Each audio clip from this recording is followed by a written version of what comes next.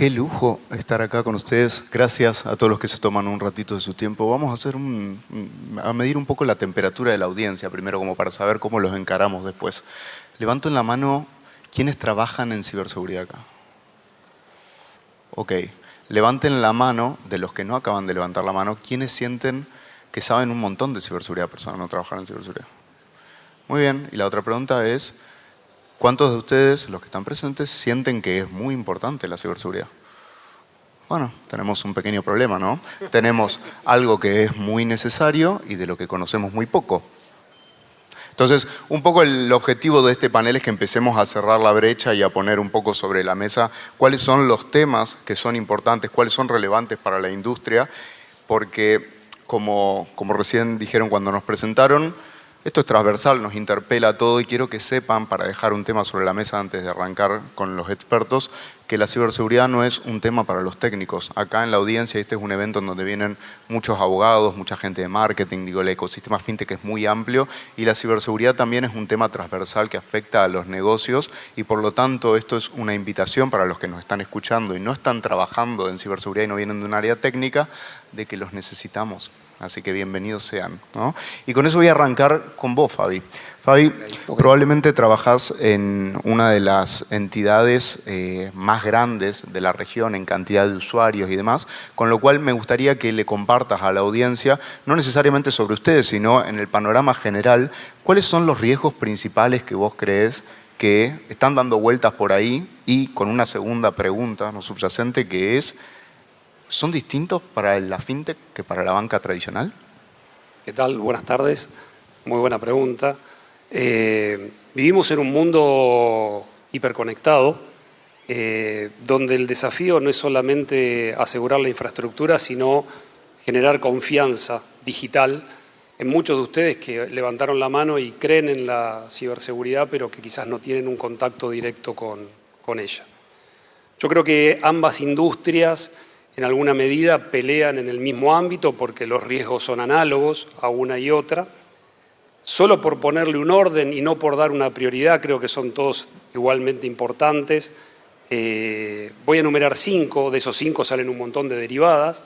Me encanta el top 5, bien marketingero, Okay. ¿viste? Para nota. O para darle un orden, digo, pero no es para darle una prioridad, sino que yo los pondría todos en la misma línea.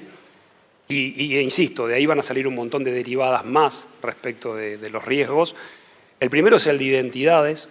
Sí, creo que hoy es el 80% del fraude que se produce en la industria está dado por la falsificación de identidades. Ahí creo que hay que ir a un esquema hoy de Zero Trust. La seguridad que nos trajo hasta acá estuvo muy bien, pero hoy ya está legacy. Hay que mudar de ropa, hay que rápidamente salir de ese esquema y ir a un esquema un paradigma de Zero Trust, porque Zero Trust tampoco es una solución en sí misma, sino que es un paradigma que reúne un montón de aspectos de cómo vamos a identificar a nuestros clientes. Y ustedes como clientes también nos tienen que obligar a ir a eso, no estar en contra, no renegar con eso, porque digo, es en desmedro de la operatividad de ustedes. En segundo lugar, un desafío que también tenemos ambas industrias es la cadena de suministro. Nosotros nos autoinfringimos un montón de controles a nosotros mismos y hoy en un mundo, como dije antes, hiperconectado, hay una tercerización masiva de servicios, la nube, las APIs, que consumen todas nuestras aplicaciones. Entonces, tenemos que tener una gobernanza fuerte sobre todo el ecosistema que nos brinda servicio. Hoy tercerizar, les diría que no es una opción, la nube hoy no se discute, pero nos obliga a nosotros como entidades a tener una gobernanza fuerte sobre esos ámbitos. Tercero, un tema que lo escucharán todos los días a la mañana cuando mojan la medialuna en el café, el ransomware, el virus, el troyano. Digo, eso es algo que hay que ponerlo todo el tiempo sobre la mesa, no solamente por el cifrado de datos, sino por el robo de información. Y ahí lo que tenemos que hacer las entidades es una fuerte concientización en lo que es la ciberresiliencia. ¿Cómo nos vamos a recuperar en caso de que nos pase? Porque que nos va a pasar en algún momento, nos va a pasar. Entonces, hoy tenemos un exponente, Amara, del Banco Central, que nos ayuda mucho en eso con la normativa. Digo, hay que ensayar escenarios reales, hacerlos a conciencia de cómo nos recuperaríamos ante un ataque en alguna de nuestras entidades. Quinto, algo que está buenísimo, que yo cuarto, perdón, me estaba salteando uno. es el tema de la inteligencia artificial. Nadie está en contra de la inteligencia artificial. Acá todos deben usar ChatGPT, Gemini, digo, pero para las entidades es un tema que hay que gobernar y gobernarlo fuerte. ¿Sí? Todo el tema de fuga de información, cómo se adquiere esa inteligencia artificial dentro de la compañía, es clave y ahí tenemos que tener equipos preparados para poder soportar toda esa avalancha tecnológica que nos vamos a dormir hoy, mañana cuando nos levantamos la tecnología giró 180 grados. En quinto lugar, algo que de a ratos pierde un poquito de vigencia y después lo volvemos a retomar, que es el capital humano, la concientización. ¿Sí? El público se renueva, la tecnología avanza a una velocidad abismal y tenemos la obligación de todo el tiempo estar capacitando tanto a nuestros clientes como a nuestros colaboradores. En eso no tenemos que bajar los brazos y tenemos que hacer una capacitación que sea entretenida, ¿no? Yo a veces veo capacitaciones que son casi somnolientas, es como un mantra para ir a dormir. Entonces tenemos que ensayar capacitaciones que sean, que atrapen, que inviten al usuario interno y al cliente a transitar por ese camino y a aprender y no a aburrirse cuando lo llenamos de correos y advertencias que después nunca leen y nunca adhieren. Por último, cerrando, no robo más, la diferencia, digo, los desafíos que tenemos, yo creo que la banca tiene como beneficio una madurez muy grande en todos los temas de seguridad porque hace rato que los viene tratando. Y la contra es que viene de sistemas muy legacy y mudar de ropa nos lleva tiempo, entonces ir hacia esa convergencia nos va a llevar tiempo. Las fintech, en cambio, nacieron digitales, entonces tienen ese beneficio de que ya saben mucho de lo que es nube, de lo que es SaaS, pero les falta madurez en términos de gobernanza y seguridad, desarrollo seguro, y eso creo que es lo que se tiene que trabajar. Espectacular, Fabi. Quiero tomar una cosa para dejarles un concepto a los que nos están escuchando y es, Fabi mencionó el tema de riesgo de terceros. Y acá hay muchos que trabajan en fintechs o en banca, pero hay muchos también que quieren venderles a la fintech y a la banca. ¿Y eso qué significa? Que ustedes son terceros en esa cadena de suministros y que de repente la ciberseguridad deja de ser... La pregunta ya no es tanto si te interesa estar seguro o no como un costo operativo, sino que se convierte en un habilitador de negocios. Porque si ustedes no le pueden demostrar a esta gente que está aquí que el software que ustedes tienen, además de ser muy bonito y solucionar un montón de problemas, además es seguro, por más que les guste no se lo van a contratar. Y muchos de los titulares de grandes incidentes que vimos a lo largo de este año no tienen que ver con que haya sido un ataque directo a la empresa que finalmente fue comprometida, porque no entraron por la puerta principal, sino por una ventana que era alguien en esa cadena de suministro. Con lo cual... Ustedes son esa ventana, chicos. Voy a pasar a vos, Cami, que tenés un gran challenge. Hola, hola. Un gran challenge por la empresa en la que estás, lo que implica que como gerente de mercado pago gestionás los riesgos de distintas regiones, gestionando distintas culturas, ¿no? Y además con un desafío adicional que por el tipo de empresa que son, que la seguridad, la velocidad a la que ustedes van, no sea un obstaculizador del negocio, sino que le dé soporte al negocio y poder traducir esos riesgos que lo hablábamos nosotros dos en la previa, ¿no? ¿Cómo traduzco el riesgo tecnológico a riesgo de negocio en un sentido en el que el negocio entienda que tiene que estar comprometido en esto, ¿no? Digo, ¿cómo gestionás vos esto? Buenísimo. Buenas tardes para todos. Jorge, compañeros del panel, ¿cómo están todos? Un orgullo, un placer estar acá compartiendo con todos ustedes. Yo creo que hay algo que es bien importante y es un poco de donde venimos, que lo mencionabas anteriormente, y es que el profesional de ciberseguridad viene de estar en una oficina muy aparte, ¿cierto? Por allá sentado, donde se encargaba de un análisis de vulnerabilidades, hay que hacerle un pen testing a la aplicación web, porque en 5 días salimos con la aplicación web, hay una normatividad que cumplir, cuáles son los puntos de seguridad que ir a cumplir, ¿cierto? Y estábamos supremamente alejados del negocio, estábamos muy lejos del negocio. Hace unos años, los que tienen la oportunidad o la fortuna de ir, por ejemplo, a un RSA Conference, a todas estas conferencias de Gartner, se hablaba mucho de la figura aviso, que sé que vos tenés la figura aviso bien interesante, y es algo que nosotros venimos trabajando en Mercado Pago desde ya hace un tiempo, y es cómo hacemos que el profesional de seguridad esté pegadito al negocio, que entienda por qué razón se va a lanzar un producto, cuáles son los números de negocio que está apalancando ese producto, ¿sí? ¿Cuál es? Y creo que es un poco la tonalidad de esta conferencia o de esta charla. Hablamos de seguridad 360 y en la seguridad 360, ¿cómo involucramos los terceros, toda esa cadena de suministro? los contratos, las regulaciones, ¿sí? En nuestro caso, imagínense, nosotros tenemos México, Brasil, Argentina, Colombia, Chile, Ecuador, si me pasó, Uruguay, algunos de los países donde estamos. O sea, tenemos que poder orquestar absolutamente todo eso, pero no se puede si no estamos pegados al negocio. Entonces el gran cambio que nosotros hemos realizado ya desde hace muchos años es estar cerquita a ellos, entender la concepción del producto. ¿Y eso qué te hace tener de diferente en el approach de asegurar un producto o de hacer ese acercamiento hacia los controles de seguridad? Que tu mindset cambia, tú te haces partícipe de un negocio, entiendes que un control que tú vas a plantear tiene que poder ser escalable no solamente a nivel país, sino a nivel región, ¿sí? Que cuando vas a contestar una regulación, llámese país, el país que sea, tienes que pensar en todos. ¿Por qué? Porque es que la solución tiene que poder escalar. Muchos trabajamos en el sector fintech y tenemos que pensar no solamente en un negocio así de pequeño, tenemos que pensar que nuestro negocio va a ser enorme. Y el profesional de seguridad no estaba tan cerca a esas problemáticas. Entonces, ¿eso qué te hace hacer? Muchas cosas. Primero, entender que tecnologías emergentes, situaciones emergentes se van a dar todos los días y asimismo cambias la forma de asegurar esas tecnologías emergentes.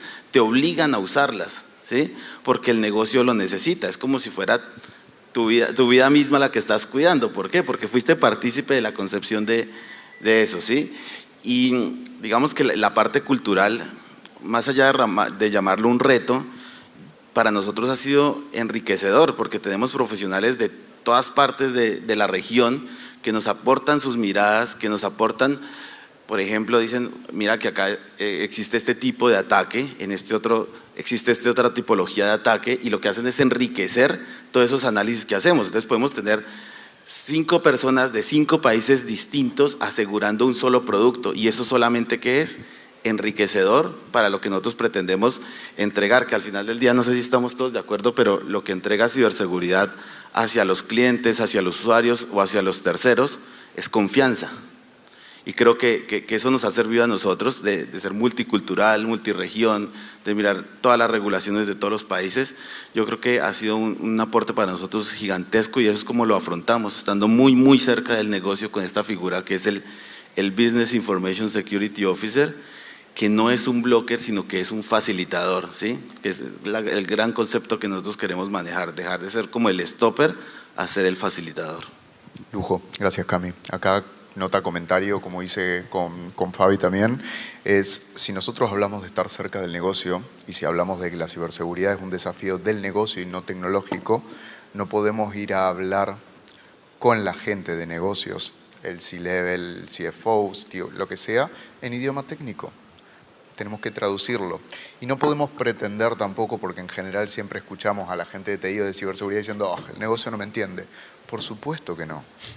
Si le estás hablando de vulnerabilidades, le estás hablando de parches, tenés que hablarle de impacto, tenés que hablarle de probabilidad, tenés que hablarle de daño reputacional, tenés que hablarle de cómo la ciberseguridad va a ayudar al negocio a que sea más negocio todavía, y de cómo vos y tu equipo ayudan a que el negocio sea un negocio y no cómo van a detener a ese negocio, ¿no? Entonces tenemos que bajar de todo ese contenido técnico a algo que sea digerible y relevante para ellos. Y ese es un esfuerzo nuestro, no del negocio, ¿no? Para que esté claro.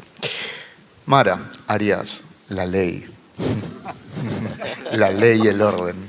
No vine preparada para ese nombre. No. Marita, te voy a hacer un ejercicio de abstracción a vos. Okay, te voy a sacar de tu rol para hacerte más fácil este panel. Vamos a hacer un juego. Quiero que te autopercibas en este momento en que tu figura de repente entraste a trabajar a una fintech que está dando sus primeros pasos. Con toda la experiencia, el conocimiento y los sombreros que han pasado por tu cabeza, tenés muy poquito budget, por supuesto, casi inexistente, ¿no? Para ciberseguridad. Como siempre. Entonces, ¿cuál es el ABC del Cybersecurity 101 que le propones a esta fintech que quiere arrancar y que tiene un montón de controles con los que cumplir, pero no sabe ni por dónde arrancar? Bueno, hola, ¿qué tal? ¿Cómo están? Voy a usar un poco de lo que doy en la facultad, digamos, que doy justamente gestión de seguridad. Y hay un punto que es, que lo mencionaron los colegas, que es conocer el negocio donde yo estoy trabajando.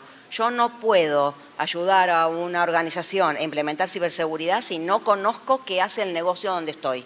Entonces, lo primero que tengo que saber es qué procesos, qué servicios brinda ese negocio, para que el mismo negocio me diga esos procesos o servicios qué criticidad tienen. Entonces yo, sabiendo si ese servicio es crítico, digamos, no es lo mismo un servicio que si se cae yo lo puedo levantar en 24 horas, que un servicio que si no lo tengo online, real time, 7x24, tengo un problema. Entonces tengo que hablar con el negocio me tiene que decir, este servicio, por ejemplo, no sé, hacer una transferencia tiene que estar todo el tiempo levantado y disponible. Listo, bien. Este servicio no importa, ese puede estar, puedo tomarme 5 horas para levantarlo, perfecto. Entonces, ¿cuál tiene más prioridad? El que tengo que tener levantado 7x24. Y así con cada servicio, si tiene información confidencial o no, si tiene un tema de posible fraude o no, si esa información la tengo que cuidar. De esa manera defino cuáles son los servicios y los procesos críticos. Los críticos, los que tienen mayor necesidad de cuidado, esos son los por los cuales tengo que empezar. Entonces, eso me ordena todo el trabajo, que no quiere decir que los que sean menos críticos no los tengo que proteger, pero si no tengo dinero para atender todo al mismo tiempo, empiezo por el principio. Entonces, primero los procesos críticos, a esos procesos críticos les hago un análisis de riesgo. ¿Qué quiere decir eso en la jerga normal y no en la jerga nerd como nosotros, para que nos entienda el ser humano común que está acá sentado? Que tengo que ver qué posibles efectos le puede suceder a ese servicio para que protegerlo y que no se caiga o que la información siga confidencial o que no me puedan hacer un fraude. Lo estoy diciendo un vuelo allá arriba en la estratosfera, ¿no? El que necesitamos. Exactamente. Y luego, una vez que yo sé qué vulnerabilidades, qué riesgos tiene ese proceso, ese servicio, tengo que ver cómo lo protejo. Y ahí aparecen los controles. Implemento controles que pueden ser controles manuales, controles automáticos, controles de herramientas, controles de mejorar un proceso, X cantidad de procesos, de controles. Y nunca olvidarme que yo tengo 3 patas. En estos controles tengo que proteger la tecnología, el proceso en sí y las personas. Una vez que definí los controles, bueno, veo si están funcionando, si no, detecto, bueno, este funcionó, este no tanto, ¿no? Vuelvo al principio, el famoso planeo, ejecuto, chequeo y actualizo. Hermoso. Y con eso tenés la receta para hacer la sopa de tu vida. Me encanta. Después verás qué le pones. Como nota de autor, esto lo que quiere decir es no podemos andar con una ametralladora y una venda tirando balas sin saber para dónde, sino que tenemos que ser francotiradores. Tenemos pocas balas en la recámara. ¿A qué le vamos a disparar? ¿Qué nos está disparando? Entonces, lo que Mara les comparte es, sepamos que si ciberseguridad es un área de soporte y estratégica de negocio, tiene que estar protegiendo el negocio. El resto es bonus track y no significa que no sea importante, pero el core del negocio es en donde nos tenemos que enfocar y después iremos adecuándonos al resto de los controles por compliance y demás, ¿no? Gracias, Marita. Seguiría, pero no. Sí. No, el tiempo es tirano. Podemos, después nos buscan, nos taclean en la salida. Guille, ustedes, mucho de lo que hacen tiene que ver con gestionar los riesgos de algunos de los que mencionó Fabi, ¿no? Esto de los riesgos basados en identidades, en fraude y demás. Y en la previa nosotros estuvimos conversando mucho sobre lo importante y hasta mencionaste un informe que publicaron sobre cómo de todas las capacidades que tenemos estamos localmente bastante bien en materia de ciberseguridad, pero hacemos agua y nos llevamos a marzo la colaboración. Y entonces quería aprovechar ese caso que ustedes tienen como para que puedas poner sobre la mesa por qué es importante la colaboración y cómo considerarías que hay que ejecutarla. Muchas gracias, Jorge. Hola a todos, ¿cómo están? Mira, lo que nosotros percibimos es, al final, cybersecurity son un montón de capas. Hay capas donde hay gente que es mejor que nosotros, hay gente que tiene más información que nosotros, la fintech y los bancos tienen un montón de capacidades diferentes y hoy nosotros estamos viendo que somos competencia, pero en el tema fraude no, en el tema fraude el competidor es el defraudador. Así como nosotros estamos sentados en este panel, los defraudadores están haciendo lo mismo en tiempo real y muchísimo más rápido. Entonces creo que lo fundamental para nosotros es poder lograr colaborar entre todos, que nosotros estemos trabajando entre todos para enfrentar los desafíos que vienen ahora. Inteligencia artificial es un desafío enorme. Toda la generación de data, Open Finance, Open Data, es un desafío enorme. Y si nosotros no entendemos que nosotros, los que estamos acá, no somos competencia para esto, somos colaboradores, y el competidor es el defraudador, es donde se genera un problema para nosotros. ¿Y cómo colaboramos? Mira, lo importante aquí es poder encontrar a través del marco regulatorio escenarios donde nosotros podamos entregar esa información, donde los mismos estamentos digamos, del gobierno puedan compartir información con nosotros, es decir, por consultar las bases de datos del gobierno, poder encontrar cuáles son esas sinergias donde sí somos colaboradores. Ejemplo, competimos en tasa, pero no necesariamente competimos por los mismos clientes. Competimos en el tipo de producto que entregamos, el tipo de servicio que entregamos, y entendiendo eso es donde podemos encontrar las áreas que sí podemos colaborar, que es quién defraudó dónde, cuál es el defraudador, cuáles son las casuísticas o los vectores de ataque que he estado viendo, cuáles son las pruebas que he hecho que han sido exitosas, porque, y lo dijeron ustedes, la ciberseguridad que nos trajo hasta acá no es la que nos va a llevar al mañana. Entonces, para eso tenemos que aprender de lo que han hecho los demás. Lujo, gracias, Guille. Pablo, tenés mucha experiencia trabajando con empresas, digo, me imagino ustedes desde el rol de la consultoría y las soluciones que desarrollan, con empresas de distintos tipos, naturalezas, industrias, que estamos todas dentro del mismo ecosistema al final, pero cada empresa es un propio mundo, ¿no? Digo, entonces me imagino que se encontraron con escenarios muy diversos y otros patrones en común. ¿Qué patrones en común de dolores y necesidades encontrás a lo largo del tiempo que llevas en la industria? Y si les pudieras dar un ABC de cómo superar esos challenges que son patrones comunes que todos más o menos tienen los mismos dolores, todo tuyo. Bueno, dale, muchas gracias, buenas tardes, gracias a todos por estar.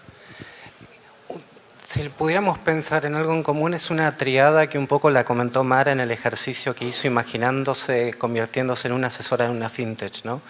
Hay muchas organizaciones que asocian la ciberseguridad principalmente con la tecnología, que una solución de ciberseguridad cumple el requisito de ciberseguridad que requiere la organización. Y en verdad la ciberseguridad hay que pensarla como una triada donde está la tecnología, están las personas y están los procesos. Entonces, cuando eso no está balanceado, es cuando los vectores de ataque se materializan. Entonces, un poco la lección aprendida en todas las industrias tiende a ser lo mismo. En las industrias capaz más reguladas hay una alta presencia de control y de proceso, pero no lo acompaña capaz la pata tecnológica o la capa de las personas. Y a veces también lo que tenemos que entender, que esto un poco ya estuvo trascendiendo en la charla de hoy, es que estamos todos involucrados. Porque generalmente si no se piensa que la ciberseguridad es el referente o el equipo de ciberseguridad de la organización. En verdad, varias estadísticas están demostrando que el 88% de los casos están asociados con el error humano y principalmente con parte del equipo del negocio, no del equipo de ciberseguridad. Entonces, la pata de personas incluye a toda la organización. Obviamente tenés que tener profesionales calificados que un poco el estudio que nos comentabas hoy demostraba que los profesionales de ciberseguridad están formados, pero nosotros como profesionales de ciberseguridad también necesitamos el apoyo de las personas. Es decir, hay que involucrarlas en estos procesos para que esta triada, que es como hoy hay que pensar la ciberseguridad, funcione.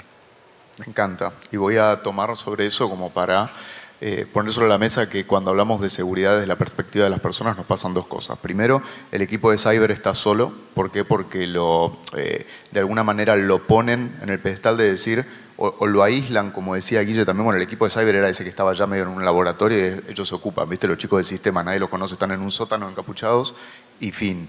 La realidad es que la ciberseguridad no es responsabilidad de todos, pero depende de todos, en una matriz RACI si se quiere. ¿Y esto qué significa? Que ciberseguridad en sí mismo como equipo no le alcanza a la empresa, porque hay muchos procesos, inclusive si se van a un marco como la norma ISO, por ejemplo, que hay muchos de esos controles que están en cabeza de recursos humanos. Hay algunos de esos controles que están en cabeza de legales. O el área de ciberseguridad pasó por facultad de Derecho para revisar contratos. No, eligieron un camino más feliz en su vida. Puedo hacer chiste de abogado porque soy abogado. Pero entonces nos empezamos a dar cuenta que es un tema transversal, porque si hablamos de gestión de riesgo de terceros, mucho de la gestión de riesgo de terceros tiene que ver con los contratos que celebramos y las cláusulas a las que nos comprometemos, ¿no? ¿Quién revisó eso? ¿Quién revisó el SLA? Entonces empezamos a ver cómo se tocan determinadas áreas que hasta ahora todos se tiran la pelota y la ven pasar y dicen como, bueno, este es un problema de ciberseguridad. Y nos encontramos que cuando hablamos de fraude, que es algo que les impacta mucho, tienen que intervenir legales, que después es el que está litigando en defensa del consumidor sin los argumentos que los tienen, y los tienen en el área de cyber de prevención de fraude, pero como no hablan, no lo saben. Entonces, hacia eso va también en la colaboración interna. Y por último, cuando hablaban del error humano, sepan que para el criminal es mucho más fácil engañar a un humano que a un sistema informático. Somos mucho más fáciles de engañar y por eso el criminal va a lo seguro, que es manda 150.000 correos a una base de datos que se compró, sabiendo que más o menos un 10% va a caer. Entonces tenemos que entrenar a la gente para que se comporte diferente. Así que creo que no tenemos más tiempo y nos van a echar en cualquier momento. Les agradezco a todos, les agradezco a ustedes también por la atención y estamos al habla. Cualquier cosa nos preguntan acá abajo.